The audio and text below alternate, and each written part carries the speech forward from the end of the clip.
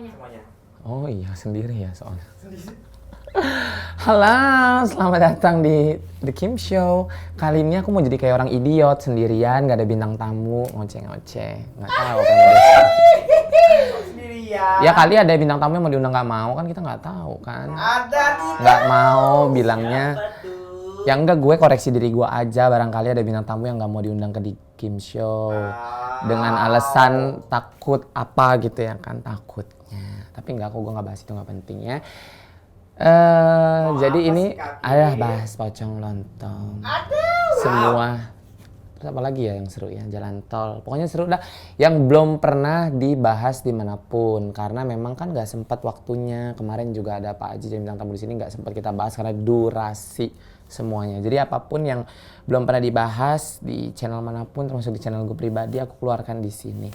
Karena The Kim Show itu spesial, kali ini kedatangan bintang tamu yang kalian tidak pernah duga itu siapa. Ya kan? Gue di sini pindah dulu. Ini udah datang. Ada. Ada. Serius? Iya, Siapa mystery nih? guest. Siap. Kan aku ngomong kan sama kamu sebelumnya. Hah? Oh. Wow. Wadidaw. Please welcome to the stage, Kim Hao. Yeay. Kenapa ya? Halo Kim Hao ya? Iya. Kim Hao, lu kenapa sih baru datang ke acara gue? So sibuk. Gak ada bercanda ya. Jadi gini nih, banyak banget kan yang pada nanya ke gue kan dari kemarin. Ini gue bahas. Apa dulu ya pertanyaannya, mana sih, coba tampilin deh, gue lupa. Tentang jalan. Jalan, enggak sebenarnya kalau untuk jalan. Oh, tentang ini ya, jalan tol, jalan raya, apapun itu intinya. Untuk semua kendaraan yang berhenti secara sengaja itu sih ada pasalnya setahu gue ya. Itu di peraturan pemerintah, balik dong ke yang tadi. Di peraturan pemerintah nomor 15 tahun 2005 pasal 41. Kemudian ada lagi di Undang-Undang nomor 38 tentang jalan. Kemudian ada lagi di pasal 41 ayat 1 huruf C peraturan pemerintah nomor 15 tentang jalan tol. Jadi kalau sudah ada peraturan itu harusnya tidak ada yang boleh berhenti di jalan tol dengan sengaja. Apalagi melakukan pengambilan gambar, video shooting untuk tujuan komersil. YouTube itu komersil. Kalau non komersil itu simpan di handphone, itu non komersil. YouTube kenapa bisa masuk komersil? Karena ada iklan-iklan manja yang tayang dan Anda bisa menghasilkan materi dari video yang Anda upload di YouTube ya. Jadi berhenti di jalan tol dengan sengaja, apalagi sampai harus melakukan pengambilan gambar untuk tujuan komersil yang ngebantalin seolah-olah mau tabur bunga, itu juga tidak boleh. Seperti itu. Udah kejawab ya? Kemudian Akan bisa dipenjara nggak Kak Kim? ya itu peraturannya sih, pasalnya sih itu penjara bisa sampai berapa tahun kan. Takut. Takut nggak sih? Takut. Takut sih. Ya harusnya takut lah, kecuali kalau emang sudah siap. Gitu. Ya, dan aku juga baru mendapatkan informasi. Mungkin lupa kali ya, ada musuh dalam selimut. Ini manja banget musuh dalam selimutnya. Kok bisa? Bisa banget, Beb. Jadi dia teman. Teman, enggak deket-deket banget sih, cuman kenal. Intinya ada di circle kita semua. Terus tiba-tiba dia ternyata sudah menjadi informan. Sudah memberikan informasi ke pihak yang tidak bertanggung jawab atas apapun yang dia dapat informasi dari circle kita. Artinya dia membunuh kita secara pelan-pelan. Gitu, pelan tapi pasti. Yang pertama itu sudah jelas dia membocorkan red card. Saya dan Mamski Emma Waroka dibocorkan red card kita yang notabene red card itu privasi, tidak perlu dibicarakan di publik karena tidak etis untuk membahas nominal, berapapun nominalnya. Lagi kalau gue masang red card 50 juta, 100 juta kan terserah gue juga. Dan kemudian yang berikutnya, nyamuk saya. Dan kemudian dia juga bilang terang-terangan, to the point, dia bilang sakit hati. Bentar ya, aku putar VN-nya ya. VN siapa nih? VN, ada, jadi ada dia kirim VN. Nih aku cari ya.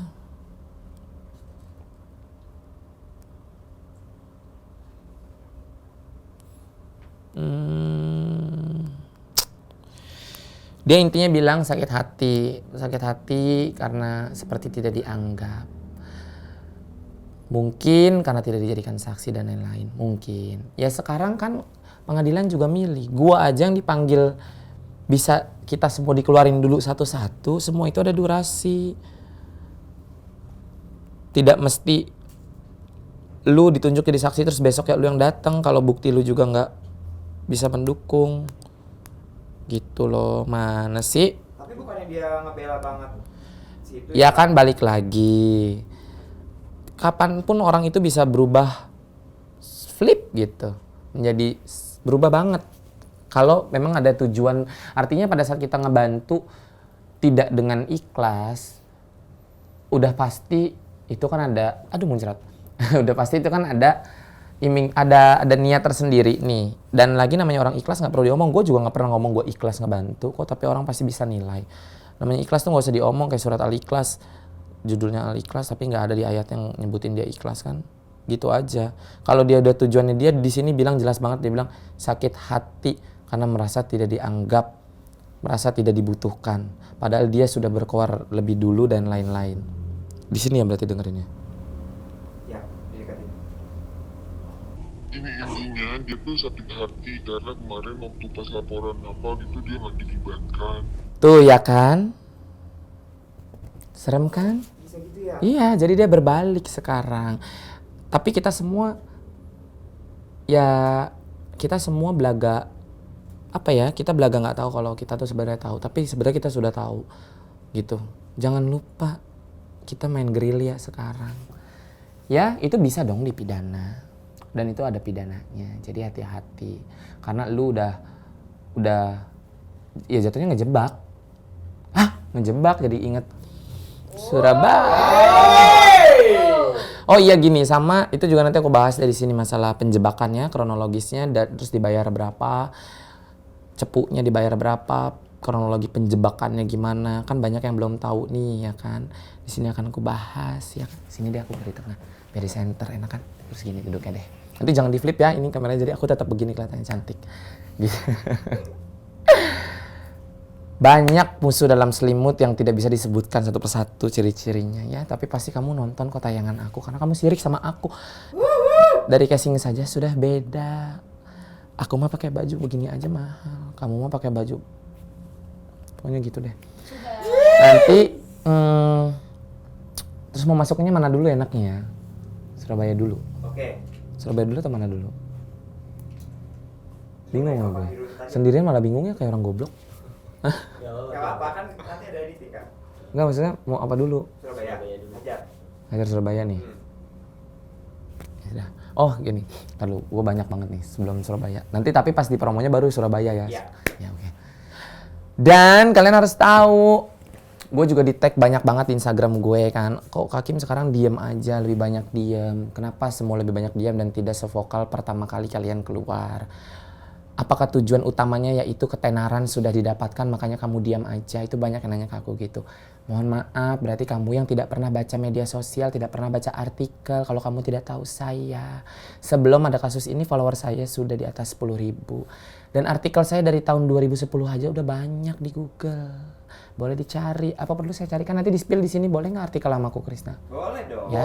Nih lihat tuh, set artikel aku dari tahun 2000 berapa, lihat. Bahkan nggak usah jauh-jauh deh, mundur nih dari tahun 2021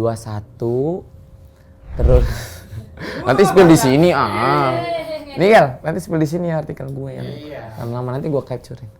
Itu banyak ya, dari mulai gue bisnis parfum gue, brand gue sendiri, walaupun BPOM-nya sempat ditolak ya kan karena ada bahan-bahan berbahaya, tapi ujung-ujungnya kan lolos gitu. Terus dibilang lagi TikTok gue kok hilang katanya sampai sebulanan lebih gitu. TikTok gue itu ada page-nya, akses loginnya yang hilang, yang nggak bisa. Instagram juga kemarin hilang di waktu yang bersamaan. Gue, Mamski, Marisa, Ica, kita semua hilang bertiga Instagramnya di waktu yang bersamaan. Instagram gue sudah balik dengan selamat. Instagram Ica dan Emma Waroka belum balik sampai detik ini. Akhirnya mereka bikin akun baru. TikTok gue belum balik, akses loginnya TikToknya Emma Warko sudah balik, TikTok Ica tidak bermasalah. Karena Ica itu juga baru, jadi belum banyak kontennya di TikTok.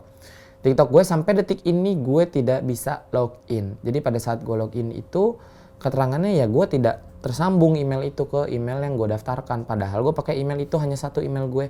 Dan gue pakai nomor telepon itu hanya satu juga nomor teleponku. Seperti itu, jelas ya. Nih nanti di-spill di sini-sini ya sayangnya. Bukti-bukti TikTok itu supaya mereka nggak pada nanya kenapa. Dan masuk terakhir ya, least but not least. Kok salah sih gue ngomongnya? Least but not least, gimana sih ngomongnya Lisa?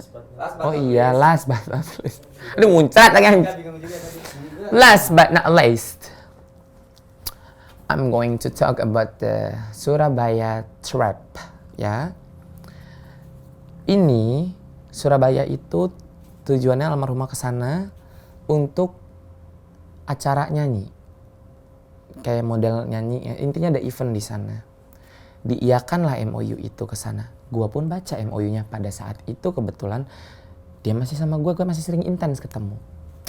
Dia jalanlah ke sana, ternyata nyampe di sana. Ini kronologis awal yang gua tahu dari almarhumah. Nyampe masuk ke kamar hotel ngewen segelas belum habis kali itu wen, tiba-tiba set datang digerebek. Itu kronologis yang ku dapatkan. Sampai pada akhirnya seiring berjalan waktu, ketemulah aku dengan kalian teman-teman masih ingat dengan Alvina. Dan ternyata Alvina ini aku adalah kenal deket banget sama Alvina ini, deket banget. Karena Alvina juga dulu ngelontong bareng sama gue. Gue pancing lah Alvina untuk buka suara.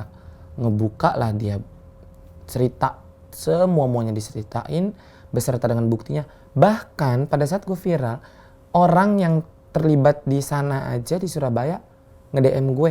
Gue taunya emang dari Alvina, boleh DM gue karena DM yang masuk tuh banyak banget. Begitu dia buka DM gue buka DM-nya dia, gue buka. Dan gue agak sedikit terkejut. Akhirnya gue, Alvina sama inisial R ini kita sempat teleponan. Ya sudah, menceritakan seluruh alurnya, kronologisnya, dan bukti yang kita berikan. Apa telepon aja kali Alvinanya ya? Mau nggak? Mau nggak? Ya coba aja dulu kita telepon.